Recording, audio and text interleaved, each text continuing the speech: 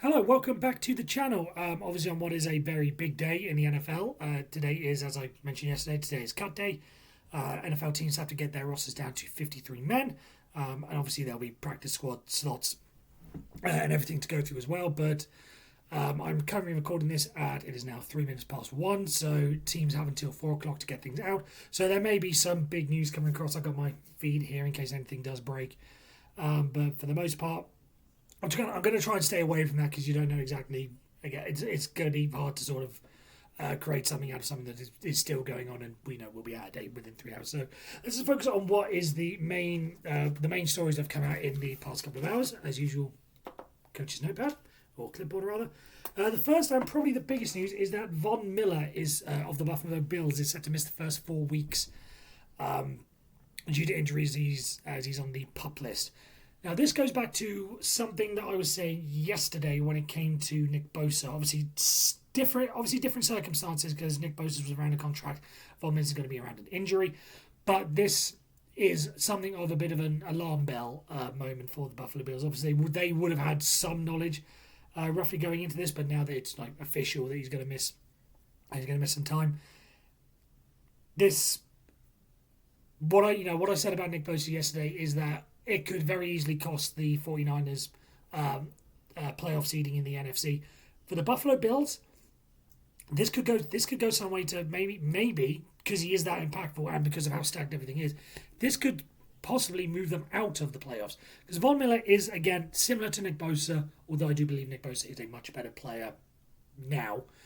Von Miller is obviously a little bit more veteran, and Nick Bosa is a bit more impactful now as a youngster, relative youngster. You might just be able to hear my cat in the background, little Henry. But given how stacked the AFC East is looking, you look at what the New York Jets are doing, and we will be touching on them later on.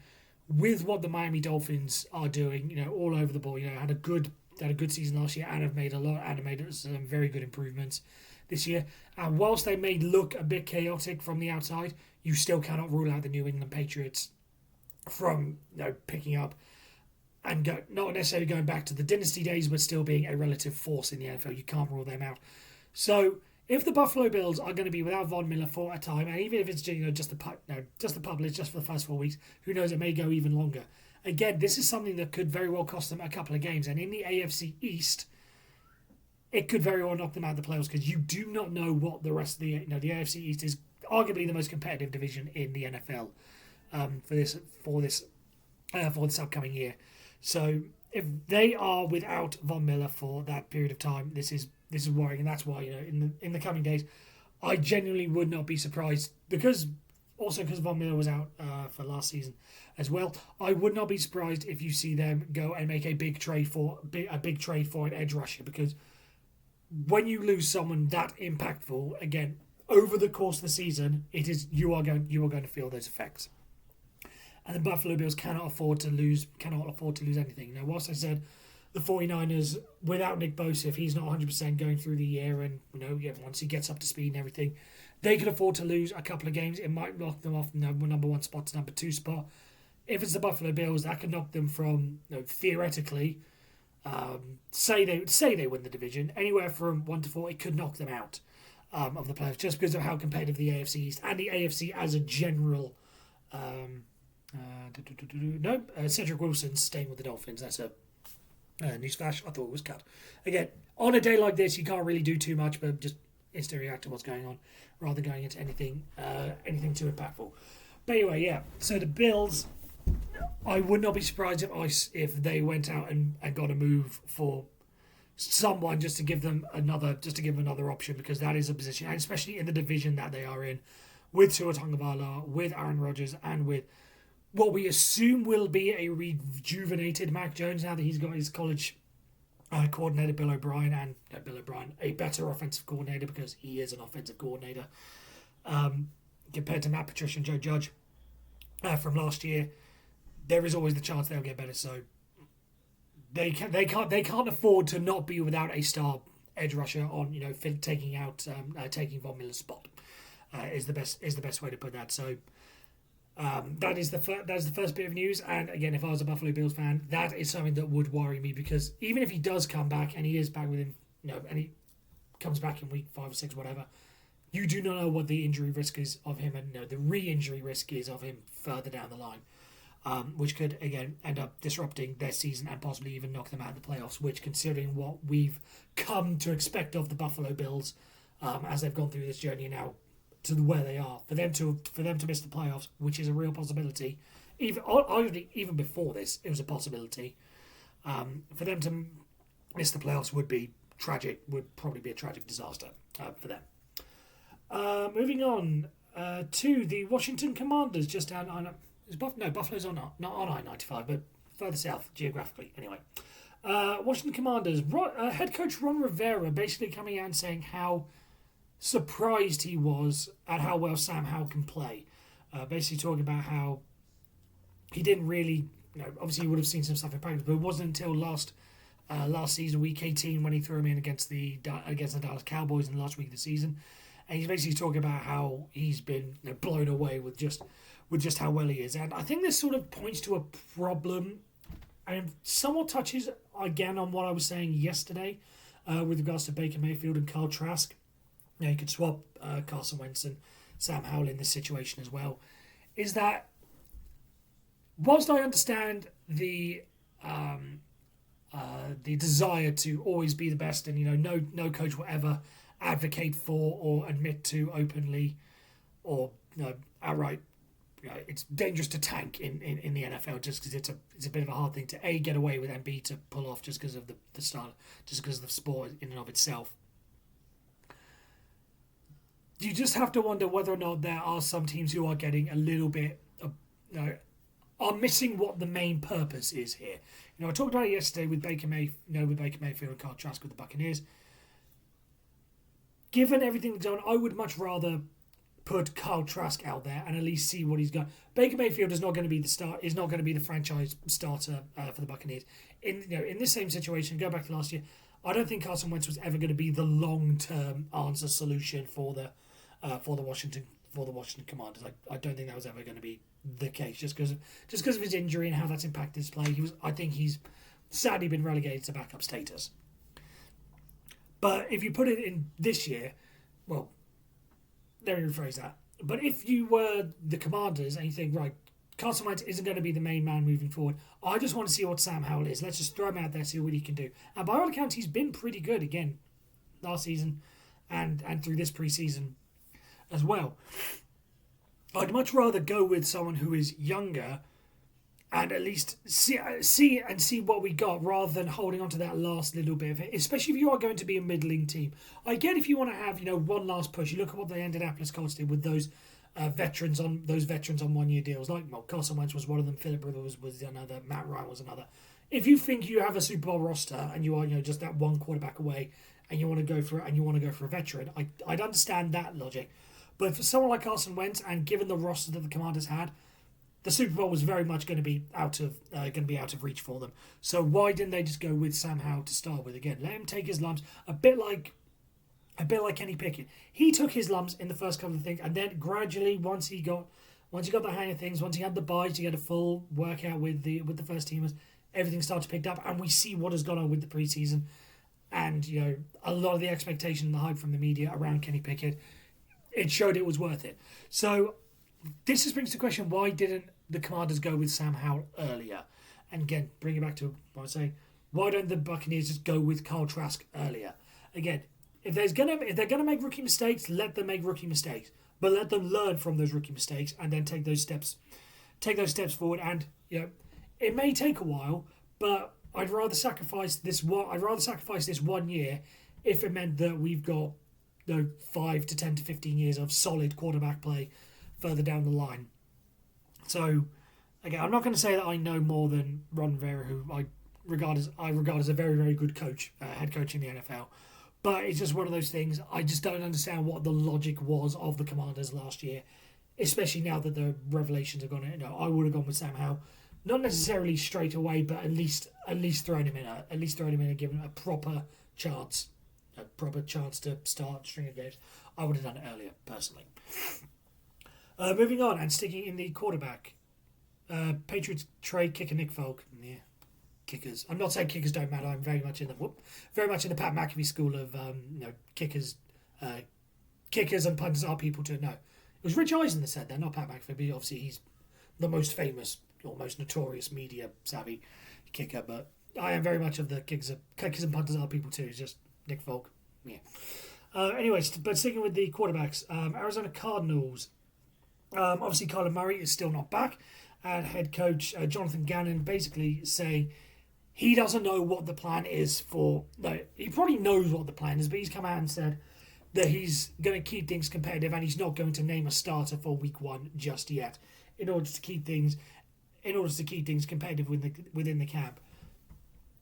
I question the phrase competitive, which in this sense he's more than likely referring to competitive within the quarterback room, and not give him an extra week of actual competition to see iron sharpens iron and all that sort of stuff, who can rise to the top. But just in terms of competitiveness, and I've said this before about the Arizona Cardinals, they are not going to be a competitive team this year. So the fact that, and the quarterback moves have sort of given you a hint to this, because if you look at the quarterback room at the moment, Josh Dobbs, David Blau, I'm assuming it's Blau and not Bluff because it's spelled Blough, and Clayton Tune. You look at what they have. That is not in any way a competitive quarterback room. Once you bring Kyler Murray in, he can be a spark, he can be a game changer, but he's not going to be. Obviously, he's not going to be around. I think that quarterback room tells you and gives a pretty big indication. There have been signs. The fact that they gave away their pick this year for to the Houston Texans, and then they've got 2 firsts next year because they switched this year's and next year's first with the Houston Texans. That was a big sign, and everything else all going on. They are focusing towards 2024. You get that. But this is just another clear sign that they are, and again, going back to tanking, I'm not saying they are deliberately tanking, but they have made moves that they are not going to be competitive. Because you look at that room, would you have any faith in any player winning you 2 or 3 games if Kyler Murray continues to stay on the sideline? I don't. If they were looking to be competitive, or at least give the illusion that they want to be competitive, they would have gone for someone like, and I do have the in the modern equipment on my phone here, just a list of the available quarterbacks that are out there in terms of free agents, who I just mentioned on. Carson Wentz is available, Matt Ryan, Joe Flacco, Nick Foles. That's probably those are probably the bigger names, but you've got other names like Trevor Siemian has established himself as not as a starter, but at least probably better than what you have there. Chase Daniel, Colt McCoy, they let him go. Tom Brady's listed on this. Good luck. But all those players, you just think they are actively telling you with these moves they are not going to be competitive. I honestly would not be surprised if the Cardinals go 0-16 this year. I genuinely think that is a possibility, just because whilst they are going to have a low pick, they just want to do everything they can to get it as low as possible, because they are just basically banging themselves on either getting Caleb Williams or maybe packaging those 2 picks to get something, or using it to protect Kyler Murray or give him weapons or anything. But the aim is not to be competitive this year. Now it goes back to what I was saying about the Commanders. If you know you're not going to be competitive, why try and force something and try and string it out? At least with this, you know what the Arizona Cardinals are trying to do, or trying to not do, as it were. They made it pretty obvious, and yeah. So depending on what happens with Kyler Murray when he comes back, that's really going to be the only chance that the Arizona Cardinals have to win games, if they even want to. Now this one, it's stating the obvious with this one, but I'm just sort of getting just a couple of feelings with this, and this concerns Dalvin Cook. Obviously, the new running back for the New York Jets, formerly the Minnesota Vikings. There was a bit of a tussle as to who wanted him this summer, but the New York Jets came out on top. And speaking to the New York Post on Monday, he says that Super Bowl aspirations and Super Bowl expectations are very realistic for the New York Jets. If you look at the people that we added. Sorry, getting hiccups somewhere. I can't be the only one that is getting Philadelphia Eagles dream team vibes with this. If you remember, you go back to the summer of 2011. I've got the rosters up here just because I was running out of paper on the notepad, on the clipboard rather, not notepad. But if you go back to the summer of 2011 and all the talk around the Philadelphia Eagles because of the players that they'd gathered, I'll just list off a couple of them here. Nnamdi Asomugha was one of them. Jason Babbitt, Brent Selleck, Trent Cole. Just picking up there. Deshaun Jackson was another one. Dion Lewis, LaShawn McCoy, Dominic Rodgers-Cromartie, Asante Samuel, Steve Smith, Michael Vick, Vince Young, and the phrase the dream team was being touted around them, and that ended up being nothing. I am getting the same vibes with the New York Jets, in that everything looks on paper as if everything is set up for them to be fantastic. With Aaron Rodgers, with Dalvin Cook, with Breece Hall as a promising running back. He's it's like a 1-2 punch. Whoever starts, whoever's backup, you've got a very decent side. You've got a very decent backup. With the wide receiver options, with the defense they had last year, which was one of the best in the NFL, top five in points and yards. I believe it was off the top of my head. I know one of them was top 5 at least. I don't know if the others were in there. If it was top 3, I know it was around that. I know it was around that mark. But top 5 defense in the NFL. It's just set up for this to all come to be a disaster. At least this year. If you want to maybe give them 1 year to get everything, get every minor detail figured out and everything, fine. But at least this year, it's just ringing a little bit of deja vu. Whilst I did talk earlier that the Jets elite, talking about the Buffalo Bills and the competitive on the AFC East, this is looking at least on paper to be competitive. But as the 2011 Eagles showed, it's all good being competitive on paper. Once you actually have to put that into practice, whole different kettle of fish.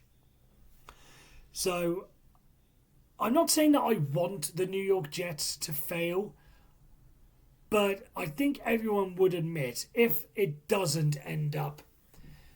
I think if they made the conference championship, I think people would say, okay, there are some limitations. They're working things out. Give Aaron Rodgers 1 more year, particularly if Aaron Rodgers is a good to great quarterback. They'll say, oh, he's still got another year in him. Let's figure things out. Let's give Dalvin Cook a full preseason to work with them and all this stuff.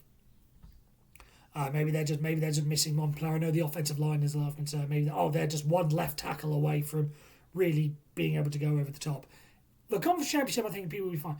If they went one and done in the playoffs, or if they didn't even make the playoffs, I think that has the potential to be one of the funniest stories that we've seen in the NFL. Just again, because of all the hype and because of all the players, and maybe it's something the Jets are being the Jets, or it's the curse of the Jets, or something along those lines.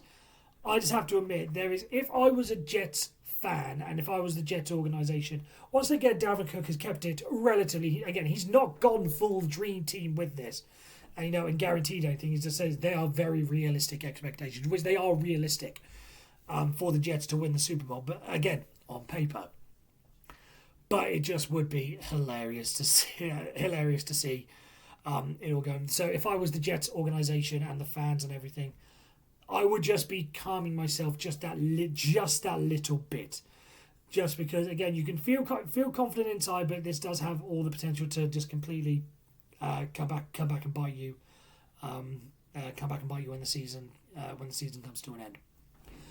So that's all we have. Again, trying to keep it shorter today because of all the news and trying not to do anything live because of everything that's going on. But other than that, thanks very much for tuning in. As always, you can can subscribe. All the details to my other socials are in the description. Feel free to give them a follow and reach out to me there. Other than that, I shall see you tomorrow then. Once you've had a chance to fully digest everything that's gone on with the cut world and see if there are any major shocks, see if there are any major pickups, see if there's any trades, for instance, that have gone on. A team might think, oh, we want to cut this player. Let's see if we can get something for him. Best example, Kevin Dotson, the Pittsburgh Steelers, was obviously in their minds a bubble player. Let's get something for him rather than get rid of him for nothing. So maybe that will come out in the next 2 hours and a half rather. before 4 o'clock Eastern. So we'll be back to discuss that tomorrow. Until then, you guys all take care.